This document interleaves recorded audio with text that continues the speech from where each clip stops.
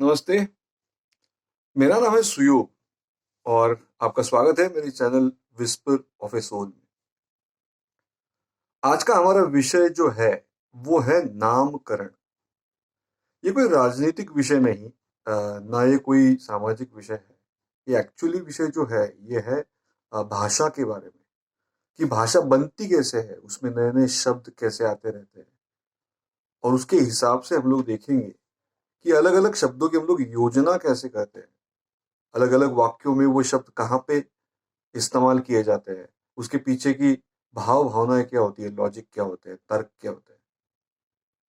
तो मैं ज्यादा इसके बारे में आपको ज्यादा प्रस्तावना दूं, इससे बेहतर होगा कि हम लोग तीन अलग अलग मुद्दों की चर्चा करें। पहला एक कहावत है जो गाली के तौर पे यूज होती है मुंबई में कई जगह पे। और वो गाली जो है वो है, इसकी माँ का साखी नाका। आपने शायद सुनी होगी, मुंबई में जो रहते हैं, महाराष्ट्र में जो रहते हैं, उनको तो पता है। दूसरा जो है वो है घंटा। अब इसमें लोग मंदिर के ऊपर लगी हुई या फिर अपने पूजा घर में रखी हुई घंटी या फिर दूसरा कोई, मतलब कोई गाली गलौज वगैरह की बात नहीं कर रहे। दरअसल ये सवाल है कि 60 मिनट को हिंदी में एक घंटा कहते हैं, तो एक घंटा क्यों कहते हैं, ये वो सवाल है। और तीसरा प्रश्न ये है कि हम लोग कई बार बोलते हैं घड़ी में, या फिर घड़ी छोड़ो कितने बजे है, तो ये बजने का मतलब क्या म्यूजिक होता है? 4:15 हुए, इसमें बजने का क्या संबंध है? 4 बजे, 5 बजे, 6 बजे, 2 बजे, 1 बजा है, बजना कहां से हुआ? तो चलिए हम लोग बिना टाइम और इसमें जाया किए हम लोग सीधे सीधे एक सिचुएशन पकड़ते हैं, उस सिचुएशन के हिसाब से इन तीनों बातों का अर्थ समझते हैं। अब हुआ ऐसा है कि मैं एक जगह पे रेस्टोरेंट में जाके ब्रेकफास्ट करने के लिए गया, थोड़ा लेट गया। तो मैं 10:30 बजे रेस्टोरेंट में पहुंचा, या 10 बजे, 10:05 वगैरह पे रेस्टोरेंट में पहुंचा। तो वहां पे मैं पहुंचने से पहले, मैं जाते हुए जहाँ रेस्टोरेंट था उसके बाजू में एक चर्च है, और उस चर्च के ऊपर लगी है एक बड़ा सा बेल जो होता है चर्च के ऊपर, तो बेल लगी हुई है। 10 बजे का एक टोल बजा, तो वहां पे मैंने आवाज सुनी, टन ऐसी। और फिर मैं अंदर गया। वो टाइम पे मैं जहां पे बैठा, मेरे पीछे बैठा था एक ऐसा बंदा जिसको मैं थोड़ा सा जानता हूँ। दोस्त नहीं कह सकते लेकिन जानता हूँ। तो बातचीत हुई, तो उसने कहा कि हमारा एक तीसरा जो बंदा है जिसको मैं जानता हूँ, लेकिन वो दोनों अच्छे दोस्त है। तो जिससे मैं बात कर रहा हूँ वो है अजय, और वो किसी संजय को फोन कर रहा है कि भाई तू कब आ रहा है। और संजय वहां पे आके उसको उधार लिए हुए 10,000 रुपये वापस करने वाला है, इसलिए अजय वेट कर रहा है और संजय आ नहीं रहा। तो अजय ने मेरे सामने संजय को फोन लगाया और फोन पे बात कर रहा है। तो बोला हेलो, हाँ तू कहाँ है? तू यहां होने वाला था, ये 10 बजे मिलने का तय हुआ था। कहाँ है तू? हेलो, हाँ कहाँ है? साकीनाका में। वहां क्या कर रहा है? साकीनाका एक जगह है मुंबई में, तो वहां पे वो गया हुआ है। तो कब आएगा? ठीक है चल जल्दी आ जा, ठीक है चल रखता हूँ। ऐसा करके अजय ने फोन बंद किया। अब मैंने अजय को पूछा भैया वो है कहाँ? तो अजय बड़ा परेशान था यार, 3 दिन से उसको फोन कर रहा हूँ, मिल ही नहीं रहा। और अजय ने बोला यार, इसकी माँ का साकीनाका। मैंने बोला भैया ये क्या है? तो बोलता अरे यार, मैं उसको गाली नहीं देना चाहता, तो मेरे मुंह से निकल गया इसकी माँ का। तो मैंने आगे कुछ जमाने के लिए ऐसे ही बोल दिया साकिना का करके। तो बोला अरे लेकिन जमा तो क्या सही है ना, मतलब इसकी माँ का साकिना का, ये तो कविता बन गई, इसमें राइम भी है, रिदम भी है, मीटर में बैठा है पूरा। तो अजय ने बोला हाँ यार, ये तो मतलब अपन तो अचानक चलते चलते कुछ नया बन गया अपने से।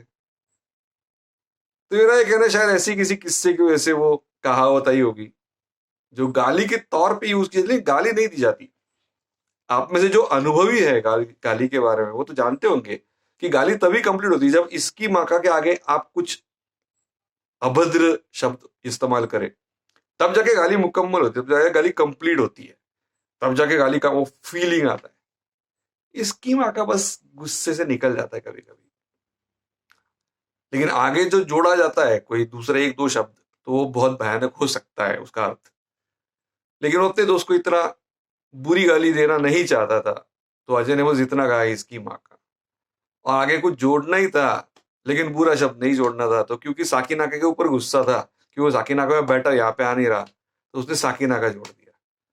शायद ऐसे किसी कारण से वो गाली बनी है कि इसकी माँ का साकिनाका, लेकिन बड़ी हिट हुई। पता नहीं साकिनाका में क्या है ऐसा, क्या वहां के लोग बहुत लोगों को ऐसे ही टांग मारते रहते क्या, लेकिन गाली तो बड़ी पॉपुलर हुई भाई, इसकी माँ का साकिनाका। लेकिन इसमें एक और बात हुई कि हम दोनों बैठे थे और तकरीबन आधा पौना घंटे बाद अजय ने वापस फोन किया और उसने बोला हेलो, हाँ भाई तू कहाँ है यार, कहाँ यार, हम लोग वेट कर रहे हैं। देख मैं तेरी तुझ पे इतना गुस्सा होना, मैं टाइम देख नहीं रहा ना, मैं घड़ी में देख रहा हूँ ना मोबाइल में देख रहा हूँ। मेरे को गुस्सा आ रहा है, मैं मोबाइल तोड़ देगा अगर मोबाइल में टाइम देखेगा तो तू जल्दी आ जा। हाँ ये बाजू में चर्च है, वो मेरे को टाइम की याद दिलाती है। जब से मैं आया हूँ 2 घंटे हो गए। वो 2 घंटे बजते हैं ना वहां पे, हर घंटे में हर 60 मिनट बाद एक बार वो बजती है ना, बेल बजती है ना ऊपर, चर्च के ऊपर जो बेल होती है वो बजाई जाती है ना। हाँ तो 2 घंटे हो गए, आजा जल्दी चल। वो छोड़ यार तू आजा, रखता हूँ। ऐसा करके अजय ने फोन काट दिया। लेकिन इससे मेरे को दो बातें और क्लिक हो गई भैया। एक तो वो बोल रहा है कि बेल जो चर्च के ऊपर है हर 60 मिनट के बाद एक बार बेल बजाई जाती है। तो हर 60 मिनट के बाद जो बेल बजाई जाती है, इसका मतलब क्या हुआ, 60 मिनट के बाद एक बार बेल बजता है, घंटा बजता है, वो जो घंटा है। तो इसलिए शायद हम लोग बोल रहे हैं, क्योंकि उस बजने का टाइम के साथ संबंध है, इसलिए हम लोग बोलते हैं कितने बजे है। कभी कभी ऐसा भी होता है ना कि 1 बजे एक टोल बजेगा, 2 बजे 2 बजेंगे, 3 बजे 3 टोल बजेंगे, 4 बजे 4 टोल बजेंगे। तो हम लोग पूछते कितने बजे भाई। तो ये वहां से आया है, जब यूरोप से लोग आए पहले व्यापार करने, और फिर उन्होंने धीरे धीरे कॉलोनी बनाना शुरू कर दिया। इस बीच में उन्होंने चर्चेस बनाई और हर चर्च के ऊपर एक घंटा लगाया बड़ा सा, और हर घंटे बाद वो एक बार बजता था घंटा। अब कई बार ऐसा होता था कि एक ही बार बजता था, लेकिन कुछ जगह पे ऐसा भी था कि 1 बजे 1 घंटा बजेगा, 2 बजे 2 टोल बजेंगे, 3 बजे 3 बार होगा, 4 बजे 4 बार होगा। तो लोग पूछने शुरू कर दिए कितने बजे है, कितने बजे बजे 4 बजे क्या टोल, घंटे में टोल कितने बजे है, तो 4 बार बजाएगी तो 4 बजे। हाँ इसका मतलब 4 बजे। तो ये घड़ी को हम लोग जो बोलते हैं कि टाइम कितना हुआ है, ऐसा नहीं पूछते, समय क्या हुआ है ऐसा नहीं पूछते, हम लोग पूछते कितने बजे है। तो ये बजने का संबंध वो बेल से है। और फिर जाहिर है कुछ ऐसे चर्चेस भी थे जहां पे बस एक बार टोल लग गया, 60 मिनट के बाद एक बार और, 60 मिनट का एक बार और। तो मान लेते हमने 3 बार ऐसे टोल सुने हैं, तो घंटे में 3 बार टोल बजने के से हम लोग 3 घंटे हो गए, क्योंकि एक बार टोल है 1 घंटा, 2 बार टोल है 2 घंटे, 3 बार टोल 3 घंटे। इसलिए 60 मिनट के टाइम को, क्योंकि हर 60 मिनट के बाद एक बार वो घंटा बजता था, तो 60 मिनट के टाइम को 1 घंटा बोला गया। 60 मिनट के टाइम 2 बार हुआ तो 2 घंटे, 3 बार हुआ तो 3 घंटे। ये वापिस चर्च के ऊपर घंटा कितने बार बजता है उसके हिसाब से हुआ। ये इंटरेस्टिंग है, हमें लगता है हिंदी भाषा बहुत पहले लिखी गई थी और वो बहुत पहले डिफाइन हो चुकी है। ऐसा नहीं है। हिंदी भाषा की जो बेसिक लिपि है, जो बेसिक क्या कहते हैं उसकी, अक्षरों की जो रचना है, वो बहुत पहले बनी गई। वो तो संस्कृत से आई हुई है। अक्षरों की जो मूलभूत रचना है वो तो संस्कृत से आई है, वो तो हजारों साल पहले की है। लेकिन शब्द आते रहे, कितने बजे है, कितने घंटे हो गए, 60 मिनट का 1 घंटा, 4 बज के 4 घंटे हो गए, 3 घंटे हो गए, ये सारा यूरोपियंस जब यहाँ पे आए और चर्च उन्होंने बनाई उसके बाद का है। मतलब गए 300-400 साल में ये नए शब्द ऐड हुए। और इसकी माँ का साक्षी का तो शायद गए 15-20 साल में ऐड हुआ होगा। इसमें कोई पॉलिटिकल कोई पॉइंट नहीं, ना कोई और पॉइंट है। ये बस ऐसा है कि हम लोग कभी कभी आते जाते कुछ सुनते हैं, कभी कभी हंसी आती है, कभी कभी गुस्सा आता है, तो हम लोग ये भी कर सकते हैं, हम लोग चेक कर सकते हैं भैया ये आया कहाँ से, इसका मतलब क्या है, जो भी कहा जा रहा है उसका क्या कहने का मतलब क्या है, तात्पर्य क्या है। तो अगर ऐसा हम लोग करें तो इसमें से कुछ दिलचस्प चीजें निकल के आती है।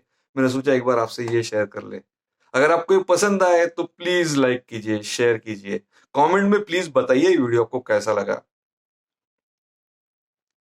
और प्लीज अपने, जैसे मेरे पहले वीडियो को आपने जितना सहयोग दिया, अपनी पसंदी दर्शाई, उसी तरह से मेरे आगे के वीडियोस को भी समर्थन कीजिए।